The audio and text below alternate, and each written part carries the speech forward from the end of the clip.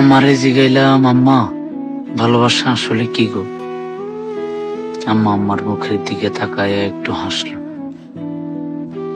তারপর মাথায় হাত বুলাইয়া দিতে দিতে কইল, তুই যে প্রতিদিন আমি ঘুমানোর পর আইসা দেখস আমি নিঃশ্বাস নিতেছি কিনা, বাইসা আছি কিনা, এই যে তোর মনের ভিতরের ভয় আর আকুলতা, এটাই তো আসল ভালোবাসার। মায়ের এই কথাটা শোনার পর বুকটা কেমন যেন এক অজানা শান্তিতে ভরে গেল। আবার একই সাথে চোখে পানি চলে আসলো।